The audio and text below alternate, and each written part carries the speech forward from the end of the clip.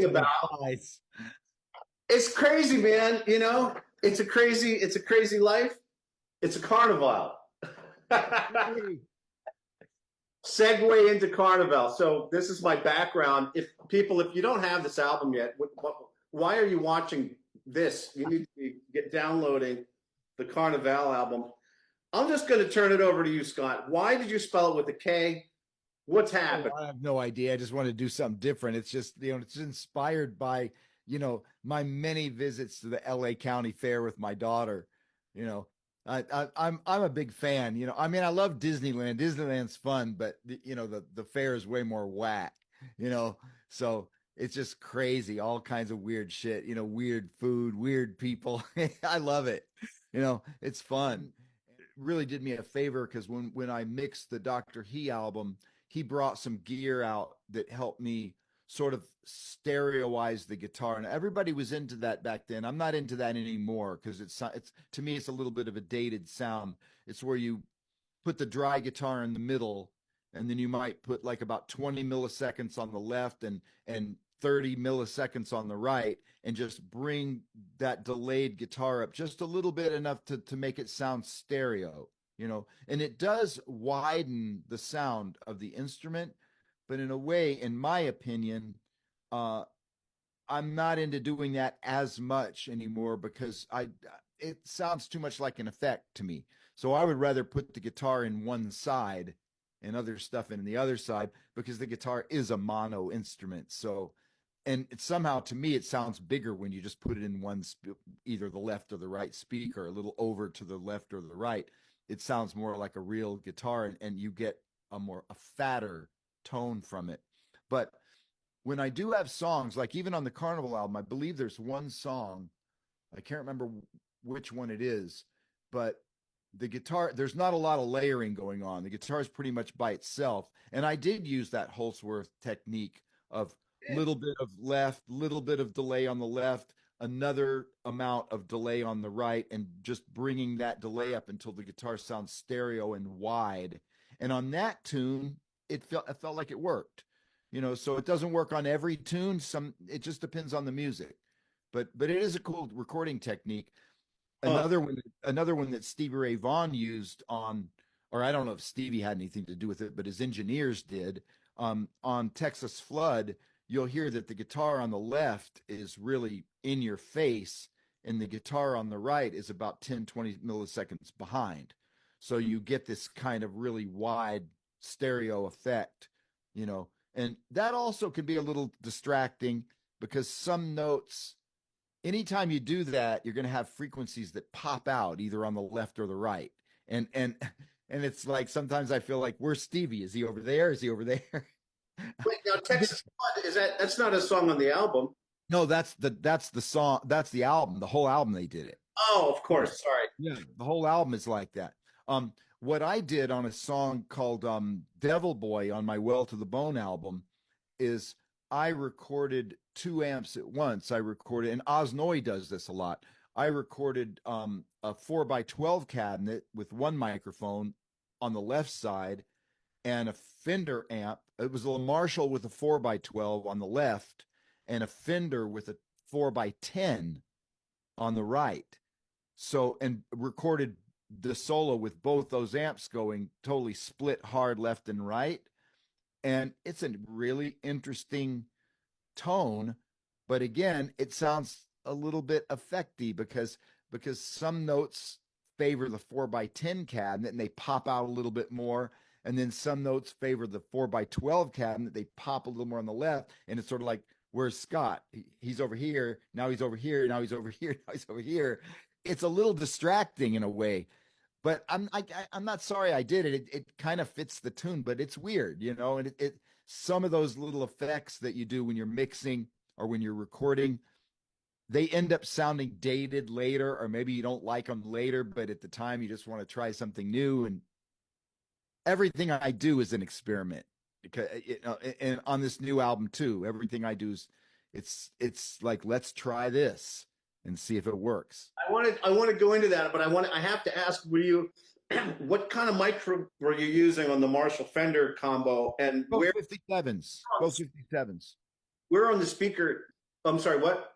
Both 57s. And Yeah. where on the speaker do you prefer to keep it? It depends. Like there's kind of two ways that I look at it. If you want more of like a fusion jazz saxophone type sound, I roll if I'm playing on my bridge pickup, which I usually do, I roll the tone pretty far down, like to 3 or 4 on the bridge pickup, and I put the mic fairly close to the cone, like right where the cone meets the paper, where the dust cap meets the paper. If you want to get more of a vintage sound, a la Richie Blackmore, you know, you turn your tone control all the way up to 10 and you put the mic way out into the paper.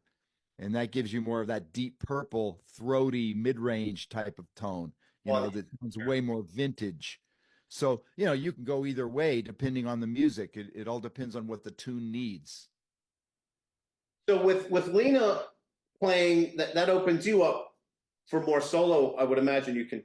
What's kind of cool about it is that I do miss. I mean, I played in tribal tech for a long time. I played with keyboard players, Zalinol and Chick, and I'm used to playing with keyboard players. Um, and the negative side of that is I never got to play chords, but Alan used to complain about that too. He's like, nobody ever lets me play chords when I play with these keyboard bands. And so, I never even heard all the amazing chordal stuff that Alan did until he started playing solo and with a trio or his own band.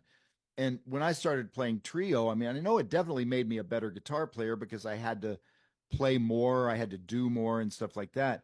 But on the negative side, I do miss being able to just be that rock guitar player and have chords behind me and play a melody like a horn, with lots of gain and, be the rock star playing the melody, right? And so now with Lena in the band, we can play some tunes that where she can just play the chords and I can just be free to just be a saxophone player, and play the melody. So it's nice. Now I get the best of both worlds with having two guitar players. Do you have any upcoming? Are you playing around at all? Not right now. The unfortunate thing is, you know, I love the way these guys play. The two guys that I play with, Romain Labaye on bass and Archibald Ligonier on drums. They both live in Paris, and they need work visas to play in the States. Right. So I can't get enough gigs for them to make it worth paying like $2,500 work visa to come over here. I can't get enough gigs here to make it worth them paying all that money and their flights and all that kind of stuff, plus expenses on the road, gas, renting a vehicle. With as long as I'm living in California, which makes it harder because if I lived on the East Coast, I probably could afford to just rent a van, throw my own gear into the van, and drive up and down the East Coast and do some shows. There's not a lot going on the West Coast as far as gigs. Like driving from LA up to San Francisco is a haul, or to Portland or to Seattle. And also with getting the guys out here from Paris to do it, it's hard. So, Romain wanted to play Baked Potato during NAMM this year, but and he wanted to do it without a work visa. And that's not a good idea because it's you never know, man. Like if you got caught, it wouldn't be good. Uh, I So was thinking that too. They just come to visit. It's okay, and hey, let's jam at the baked you potato. could probably say it's a jam, but I'm not sure. I don't know what the risks are. A friend of mine, Leo, an agent, told me that he had a band come into New York from Germany, and they brought their instruments, and customs didn't let them in, and they sent them on the next plane back to Germany, Jeez. and so he had to cancel the show, and it was a nightmare. So that kind of shit can happen, I guess, and my guys don't want to risk that. Yeah. Well, So if anybody watching knows ways loopholes for yeah, musicians coming out here, hit Scott up. yeah, ScottHenderson.net. yeah, Right. that'd be great. Yeah, Speaking of but the website, let me share a screen here. I'm going to see if I can get away with doing this and without the French government finding out. Uh, let's see here. I have I wanted to show the website and I also want to talk about the the IRs that you did for York Audio. I find that really interesting because you probably still are a pedal guy, right? Like you're Oh yeah, sure. okay. And a tube amp guy, for sure. Um, Yeah. and I think maybe, who knows, maybe the amp modeling thing will eventually catch up and actually become something I could use. Right now, I haven't heard anything that I like yet, but that's just me. But oh yeah, there's my website. So Yep. Scott's website, you got to check it out. There's a lot of stuff on here. One of the things in addition to everything else that's on here, is you have like a masterclass video section on here that's super cool. Yeah, there's some lessons, I do give Zoom lessons, and I also, you can buy videos and stuff like that. And you can also get the albums there and the play along versions of the albums, which are, stems where you can like get rid of the guitar and play along with the bass and drums, or get rid of the bass and play along with the drums and the guitar. Yeah. Oh, nice. Here's this is the section of Scott's website. It's the York Audio IR pack. If you're into the IR deal, tell me about this a little bit. What was involved? They reached out to you. How did this whole thing go down? Actually, I reached out to them because for one thing, I knew for a while that I was going to eventually move out of LA. And where I live in Los Angeles, it's a very lucky situation because the only thing that's next to my house is a church. And then there's a neighbor on the other side that house has been empty for a long time. I just never really had a problem. And also, I did something that most people maybe wouldn't do, but I actually had contractors come over and remove windows from one room. I had them just wall the whole thing up so there's no windows. So I could have a Marshall cabinet in there, 412, screaming loud and recorded, and you really couldn't hear it. It was pretty soundproof, right? Um, I didn't want to do that in my new house. I've got where I live now. I got a nice view out of my windows. I didn't want to have to wall them up and and go through all that. It's like if I move into a quiet neighborhood, I'm not going to be able to crank up a 4x12. So I started thinking, you know what? I already like the sound of some of these York IRs. Like to be honest, I'm sorry if anybody's offended, but I have never been a fan of any other IR company, especially Celestion, and especially as much as I love Celestion speakers, I've never been a fan of their IRs or anyone else's. Own Hammer, Two Notes. I think they all sound completely artificial. That's just my opinion.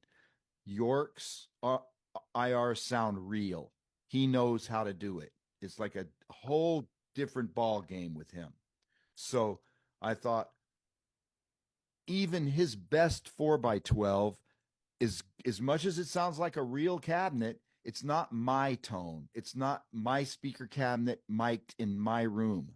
So I said, how can I get that sound? So I called him up and I said, hey, man, I'm a guitar player out in Los Angeles and I love your work and I love your IRs. Would you be willing to, if I send you my Carrie Wright cabinet, which anybody that knows Carrie Wright knows that he built the best 4x12s ever. And the wood makes a difference just like guitars. So I sent Justin York, I sent him my Carrie Wright cabinet, I sent it to Nashville, and he captured it. And he sent me a lot of captures to listen to. And I guess the biggest hurdle that we had is, even though it's the same cabinet, his room sounds different than my room. So my mic placements that I sent him pictures of where I put the mic. It didn't work because when he put the mic in the same place I did, being that he's in a different room, didn't sound the same. So he had to just sort of wing it and send me like, dozens and dozens of captures until I started, matching them. My friends would come over and help me. Adam Stark helped me a lot. He's a amp builder, great ears, and great guitar player too. But he came over and, we just went through these IRs, comparing them to the real cabinet until we got to the point where we would record a solo and record it into a loop pedal, like a really good loop pedal, and then we'd play it back and switch, record it on two tracks. One track would be the speaker cabinet, the other track would be the IR. And we would switch between those two tracks and just do the blindfold test, and we go, that's the speaker. No, dude, that's the IR. Nice. That's the IR. No, sorry, that's the cabinet. No way you could possibly tell the difference. Right. Nice. And done deal. So now, in fact, on Carnival, 3 of the tunes are recorded with the cabinet. The rest of the album is recorded with IRs. No, no one would ever hear the difference. Wow. So now, I can be playing in my studio and I'm only as loud as my monitors, as loud as my studio monitors. Nobody's going to, and I'll tell you another thing, which is interesting. Now that I know how to do it, I've actually discovered that the IRs sound even better because with the cabinet, I can only turn my amp up so far before the speakers start choking and making that I don't know what you call it, that double note sound, that cone cry. When you play it like a high E and there's a B flat in the background with it, sort of, it's a weird kind of like choking sound that the speakers make. IRs don't do that. So I could actually turn my Marshall up a little bit louder and get the tubes working even harder. Amp sounds better, no cone cry. So, the IRs, very cool thing, man. So you're playing through the IR to be able to push the speaker a little more? Yeah. Yeah. Well, the IR is the speaker. It's the artificial speaker. I can push the amp more because there is no speaker and the IR doesn't choke.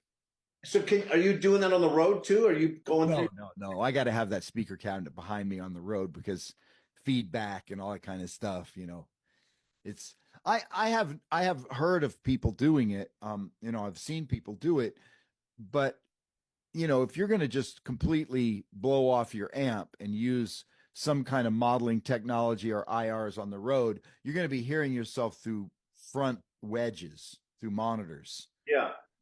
That can be a problem, because you won't get the same kind of feedback that you get from a speaker cabinet that's behind you, and I don't think you'd get that kind of feeling of power either. Cause I mean, there's nothing that feels like an amp right behind you cranked up. It's kind of if you get used to it, it's kind of addicting. Wow. Okay. Yeah, that makes sense. Because some people do, with these. I started getting into amp modeling world relatively recently, so I'm kind of new to the game. Old school, like I just plug into. I prefer the analog, but there are some interesting things where they'll go front of. You can send that signal front of house Right. Sure. cabinet and then do the in-ear thing also. I mean, if we're Could do that. There's so many variations of it, and you could do both. You could mic your cabinet for you, but you could send a signal to the front of the house from an IR or whatever. There's so many different things you could do. Me, I'm just kind of old school. They mic the cabinet and you're good. and I'm okay, yeah.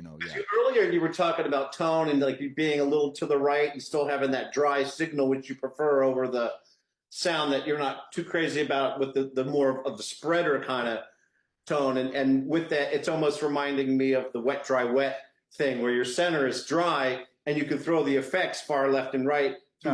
I do just a mono wet dry thing, and I've been doing that for years. I have a Marshall and a Marshall cabinet. It's actually a Sir, but it's a clone of a Marshall. And it's my 4x12 is completely dry. And then I go out from one of the speaker jacks that I'm not using into a little line box. It's no bigger than a little MXR pedal, right? That turns the speaker signal into line level. And I put the line level into my effects, little multi effects set at 100% wet. And then that goes into a little Fender Deluxe.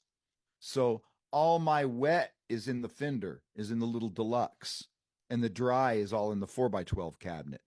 But when you get about 2 or 3 feet away from it, it all sounds like it's coming from one place. It all blends together. You don't hear that, you don't hear that stereo thing because once you get 3 or 4 feet away from the cabinet, it all sounds blended together. Wow. And you bring that live. That's your live. Yeah, because all you have to carry that's extra is just one little pedal and a little deluxe. So it's not that much to carry extra. And you get the benefits of wet dry, because I'll tell you the main benefit is what the dry amp reacts so much better. The speakers react better when they don't have reverb and delay swimming around in the same speaker as the dry sound. It's too much information for the speaker. So what I noticed, and I mean, maybe it's different for other people, but when I have delay and reverb in the same speaker, if I do a hammer on or a pull off, those notes don't seem to pop out as much. When the speaker is completely dry, it's almost, when I do a hammer on or a pull off, it's almost as loud as a picked note. So everything is just more flowing. It seems like I don't have to work as hard to get the notes out, That makes because the dry amp isn't affected by a bunch of reverb and delay in the same speaker. yeah, So yeah. it's a thing. I mean, a lot of guys have really gotten into it, and now that it's so easy to do, you had to bring a PA and all this kind of shit. Now it's just a matter of just hauling around a little combo and a little pedal, tiny little thing. It's not hard to do at all. So, But what about the IR? So these IRs from York, when you put the hammer on pull off thing, does that you still get it? It gives you a best of both worlds. absolutely, but that's not about the IR. That's about the load box that the amp is plugged into.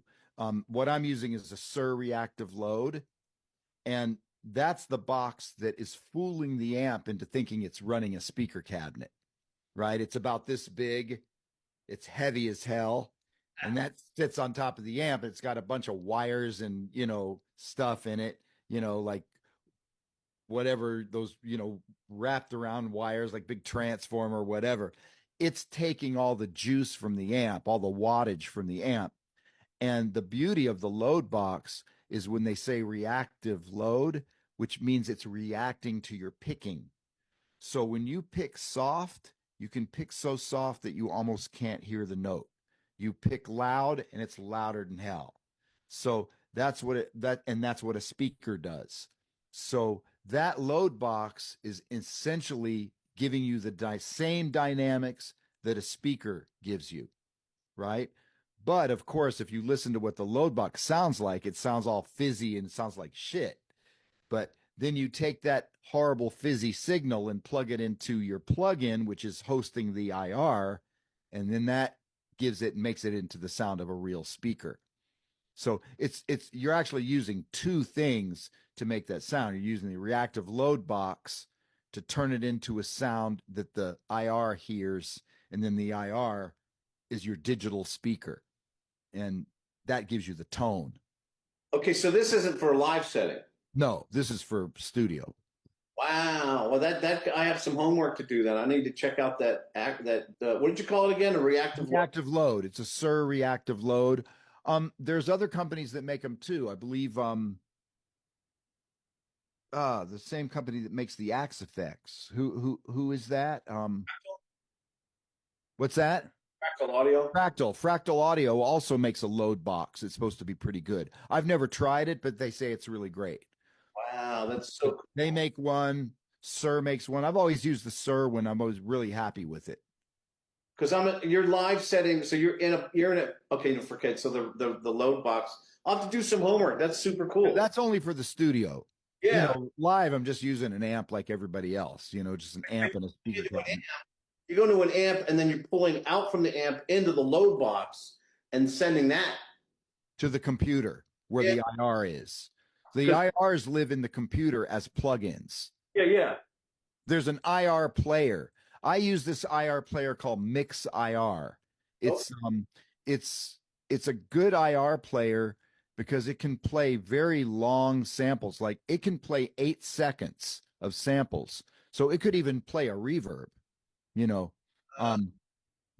One of the reasons I don't like some of the IR players is because they can only play like maybe 30 milliseconds of a sound. In fact, all of York's IRs are 500 milliseconds long. They're half a second long. And the bass lives in that later part of the sample, right? So if you've got an IR player that's truncating the sample at 30 milliseconds and can't play the whole 500 milliseconds, you're destroying the sound of the IR. So the good thing about this little plug-in Mix IR, I think it's only like $50. So it can play really long. It has no problem playing a 500 millisecond IR. It can play 8,000 milliseconds, 8 seconds. So, it gives you the full sound of an IR that you throw into it. And you can even mix them if you want. You could have one IR on the left, one IR on the right, or you could even have, if you wanted to, you could have like a greenback and mix it with a vintage 30, 50/50, and get the sound of both speakers. I'm not a fan of doing that. I'm just a one speaker guy. I always feel like I get the best sounds when I just use one speaker. But a lot of guys are into mixing speakers, or mixing microphones too. You could have a greenback IR, right? And you could have that mixed with being mic'd by a 57 and then being mic'd by a ribbon mic, which gives you tons of bass. Hmm. So there's so many possibilities with the IRs. It's crazy. Like I got to tell you this, on Carnival, I not only used IRs from my own Carry Wright 4x12 cabinet, but I also used a lot of Justin's 212 IRs from his website. I can't remember which ones offhand, but there's one that I think it's a creamback 212 IR that I really liked, and I used that quite a bit because a 212 is a completely different sound than a 412. I didn't want to make the whole album 412, so a couple times I used a 110 cabinet IR, a 212 cabinet IR. I believe I used a 410 IR on a couple of tracks, and it's amazing.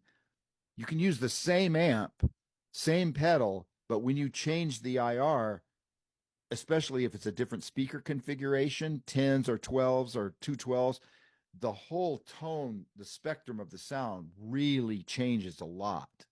So, if you're doing a layer, if you have one thing being played by a 4x12 cabinet and then you layer a 212 on top of that, the chances are that those sounds are going to be more separated because they're so different. Wow, a lot of experiments. When did you first start stumbling into the IR world? Been about 5 or 6 years ever since I first, I got interested in it because not because, I was pretty comfortable in my studio. I knew, okay, I can just crank my cabinet. What do I need IRs for? But I started to hear that you could get totally different sounds without having to go out and buy a bunch of different gear. Like instead of me buying a 4x10 cabinet, and I'll tell you something that's really interesting. I went out and bought a 212 cabinet by one of the best 2x12 cabinet makers. He's actually a guy who studied with Carrie Wright. He worked in the same complex as Carrie Wright. Now I can't remember his name because I'm an idiot, but whatever. I bought one of his 212 cabinets. It's open back, right? And I thought, oh, this is great. I got a 212 cabinet now. I'm going to try to record some stuff. So I compared that 212 cabinet mic'd up in my room with Justin York's 212 cabinet IRs that I really like. Justin York's stuff sounded better. I could not get a 212 to sound good in my room. And I think the reason is that my room was too small. And the open back 212, it was just the sound of it was coming out of the back and bouncing around the room, and it just didn't sound good. And I know it's a great cabinet, but I couldn't make it sound good in my room. So the IRs actually sound a lot better. So I ended up not using that 212 cabinet that I bought at all. I ended up using IRs of 212s because I liked them much better. They were fatter sounding, bigger sounding. It's just a thing. Yeah. So the IRs it's a cool world, especially if you're dealing with Justin York's IRs because they're amazing. And I guess another cool thing about him is that he's also using tons of different microphones. So one of the things I've noticed about my tone is I never was really that happy with my clean sound. And I was wondering, how come all these other guys get a better clean sound than me? And I found out why. It's because I'm using a 57. A 57 is a great mic for distortion, but for clean guitar, it sounds kind of puny and small. But if you get one of those really cool vocal mics, like a Neumann 87 or a 47, or there's another company that makes a 47. I can't remember. It might be I can't remember. I'm sorry. But there's condenser mics that are made for vocals, right? And when you put those on a clean guitar sound, whoa, it sounds way better. And I can't afford those. Those are $5,000 mics. I can't afford those mics. Is But it see, universal or not AKG? AKG, Okay, AKG. AKG has some beautiful condenser mics. So see, the thing is that I can't afford to buy those $5,000 mics, but Justin has all those mics. So he's also doing captures not only with 57, but with all those really, really expensive condenser mics. I don't much like the sound of those condenser mics for distortion, but for clean guitar sounds, they sound pretty amazing. So not only does the IR thing get you into different speakers that you don't own, but it gets you into different microphones that you don't own as well. So And it really adds so much color to your palette. yeah. Um, yeah, so I gotta say, I'm a big fan of IRs now. Have you ever made your own? No, I haven't because I don't have the gear to do it. There's quite a bit of work to do captures. You got to have the gear for it, which I don't have, and that gear is really expensive. Some of these videos I've seen on YouTube make it seem like you just get a mic and you run it through a Marantz solid state. I think that's the idea, but obviously there might not be so many people that know how to do it right Yeah. because I've heard IRs by a lot of pretty big companies and they don't sound good to me.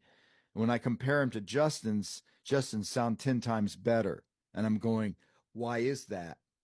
I heard a story. I'm not going to mention any names, but of a famous guitar player that I know, very good rock player. He's very famous. He was hired by a big company to fly and do IRs for them. And they wouldn't even let him put the mics where he wanted them to be. Wow.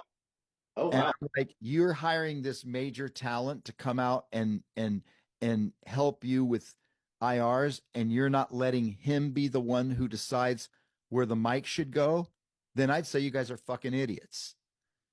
So some of these companies are just completely clueless. Wow. So Justin York is not that way. Justin York is a guitar player himself and a good one. So he knows, man. Like he's the king of IRs. And so for $16, pick up Scott's uh, Yeah. Yeah. For 16 bucks, you can't really go wrong, right? I mean, God, two IRs aren't what's the saying? Aren't alike but that's great, Scott. Good, that's good stuff. I might have to. I'm gonna grab those, like a couple of those. Wow. It's been fun to experiment with them for sure. Well, thank you so much, man. Is there any? I mean, we talked about a lot of stuff. My head's. I'm all still stuck on the getting that reactive load box. Yeah, it's good. Good name for an album, maybe. And then, just what are you working on now? You're doing a lot of teaching, or you're done with the album? No, I'm doing some Zoom lessons, but I really need to get to work on writing again because that's a thing with me. I I go through periods where I'm practicing or I'm just, working on getting some new vocabulary into my playing, but I realize I'm nowhere without new tunes because I'm not a standards guy. I gave up on that million years ago. I don't care about it anymore. I there are too many guys that play bebop better than me. I'm not really into it enough to sit around and practice giant steps anymore. I just want to write and come up with my own music because I feel like I can be me in my own music more than I can playing other people's music, and that even includes standards. So I'm just not interested. And so for me to continue being me, I got to write new music, and it's hard to start, man. There's one composer said that the hardest thing about writing music is the application of the ass to the chair. I think I think that is so true because it's hard to start. It's hard to start a project because I know that once I get into it, I'm never going to get out of that chair for a long time. So, and that's what I got to commit to pretty soon is start on a new album and you know, put in 12 hours a day Wow. um, 12 hours. writing. Oh yeah, I do it all day long. I look at it as a job. I don't wait to get inspired because I've written some of my best stuff when I didn't really feel like I wanted to be there. I would have rather been at the movies or watching something on TV. And I was like, but I got to work. You sit there and you play and you compose and some you get lucky. Some days you come up with some really good stuff that you like. Other days you don't come up with anything. But I look at it more as like, you go to any job and you have good days and bad days. So, I think some people that are frustrated writers, they just don't want to do the work, or they think because a couple days go by and they don't get anything done or they don't write anything that they don't have any talent. And that's just not the way it is, man. Everybody has talent. It's just that you have to be persistent and Yeah. you can't just stop because you have a day where you don't compose anything. I go for a week and don't compose anything sometimes, and I get frustrated, but I just keep at it because I know that as sooner or later something good's going to happen, and it does. You just have to be patient, wait for it, try different things. Sooner or later, it's going to work out. But if you have that attitude, just like it's treat it like a job, don't wait to get all inspired because Yeah. when did that happen? Like, Walking in a field waiting for inspiration. yeah, I mean, you sit around waiting for inspiration, and it's like you'd be waiting a long time. So I just sit around and do it, and I have good days and bad days, and I'm cool with that. What's your process for that? Like, do you wake up in the morning and then at 10 o'clock you'll start? Yeah, pretty much. Like, do you schedule it like that? I mean, I just wake up, have breakfast, and go to work, just like anybody else, and sit there. And usually I have a groove going first, and I just either improvise and play or I just come up with ideas.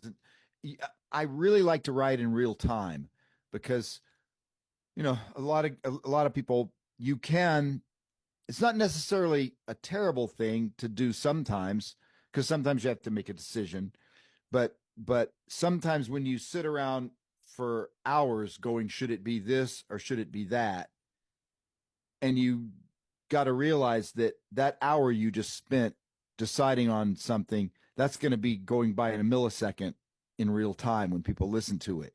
So rather than wasting time in stop time, I just record it, and then I listen back from the beginning of the song until where I am now, and I make the decision because I think decisions are better made when you're not playing and just listening, and when you're listening in context, and then you can make a better decision on whether you like this A or whether you like B.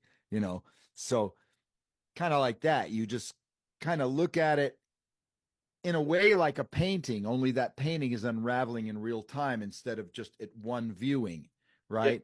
In order to really absorb what you've done, you need to maybe take a break, get away from it, listen to it from the beginning up until the point where you are, and you'll hear things that you wouldn't have heard in stop time when you're just going, should it be this or should it be that?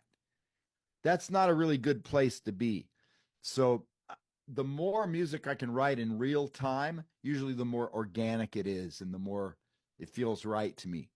It's like So, you're letting the song tell you where it wants to go. kind of, yeah. I mean, that's a good way to put it. Yeah, it's a good way to put it. And it comes from an improvisation place. It comes from an organic place rather than a contrived place. So the better you get, especially if you're dealing with chords, the better you are at understanding harmony and trying to hear and then hear something and then find it on the neck, the better you get at that, the quicker you'll be able to write. So, actually, that's kind of how I spent COVID is working on that. Like, play a chord, play a little melody, play another chord. where do I hear it going? I'm hearing this, but where is this on the neck? Can I find it? And working on trying to find what I hear, right? And it's kind of an ear training thing. And I worked on that actually more than anything else during that whole COVID break, to the point where I can actually kind of, if I hear something, I can find it on the neck. And anybody can do it. It just takes some practice. Yeah. And that helped my writing process. I don't know if it helped me write anything better, but it definitely helped me write things faster, not to spend so much time. You know, it helped me get more on tape or on disc, right? To choose from. Because we're always going to choose. You record a bunch of stuff. You always got to go back and say, well, I'm going to use this, but you might not use it in chronological order. You might improvise something here that might end up at the back end of the tune instead of where you at the front end of the tune. Something you wrote as a main melody might end up as an intro. Something you wrote as an intro might end up being the main melody. You never know. It's always cut and paste, try this, try that. It's always a work in progress. Like if you might have a phrase where you just, something about this phrase is bothering me. Well, it's that chord. I think that one chord is funny. I don't like it. So let's try putting another chord in there and maybe you're going to like it better. So like an artist chiseling something, you don't just throw the whole slab of concrete away and start over. You just keep chiseling away until you get it looking like you want it to, and it can take weeks. It can take a month. Well, who cares? You got time. So you have a deadline. Well, I mean, before I ask you this one, do you ever get stuck in the writing process and decide to experiment with changing the time signature? I have. Yeah. In fact, yeah, I have actually. It hasn't happened that often. On the Vibe Station album, there's a song called Calhoun, and there's another song called Festival of Ghosts. Those two tunes were at one time, they were one song. Oh, wow. And as I was writing, I was thinking, you know what? Something about this isn't right. It's either too much information or this doesn't fit this. And when I broke them up and made them two separate songs, things started to work. So all kinds of shit can happen, man. You start with something, you end up with something completely different that you didn't expect. But it's all sort of like happens over the course of daily work. It just doesn't happen overnight. One day something happens that affects what happens the next day, which affects what happens the next day. And that's what I'm saying. If you don't have patience, you're probably not going to be that great of a writer, because it does take a lot of patience. And some people just don't have the patience to do it. And you know what? I don't blame you. Like if you're the kind of guy that says, I don't want to be a writer, I can totally understand why, because it's a pain in the ass. But the rewards are great. When you finally do write something you like, it's a great feeling. Well, I wanted to show, look at all this, the albums and the books and the DVDs. I mean, this is like just the amount of time that everything that, imagine everything we talked about goes into each one of these, songs for each one of these. I mean, I got hip to you when Spears came out, and me and my, musician friends are in a car parking lot, listening to music and taking the ride, So then, Dr. He came out, and still the mix on that album is phenomenal. I can play your solos like on Players. Anyway, I don't know where I was going with that, but the time. Okay, so the first time I interviewed you was 92, and here we are again in 2024, and the amount of time, I didn't put that much time into. I don't think I put that much time into practicing during COVID. I did strange things. Like I wanted to see what it was like to sleep for an entire day. So I got that done. I saw the first episode of Game of Thrones. So I watched all the game. It took me 6 days to finish all the seasons. Oh, that's cool. Pretty much all you're doing is watching Game of Thrones. I watched the whole thing too. It was great, man. Anything. I'm a binge watcher. Anything with a cliffhanger like Ozark. Like I gotta watch the next one. That's on my to-do list is to watch Ozark because I know it's a great show and I haven't seen it. That's one of my, I gotta watch Chernobyl. I gotta watch Ozark. I want to see Your Honor just because I love Bryan Cranston. Oh, So nice. I've only seen the first episode. I thought it was interesting, so I want to watch that. Uh, there's a lot of stuff I want to watch, and that's late at night for me when I'm too tired to do music. Thank you so much for being on. You, man, it's a pleasure. Good to see you. And we'll hang at in MI sometime. We'll hang. We'll go over to Starbucks and grab something to eat. I'm down.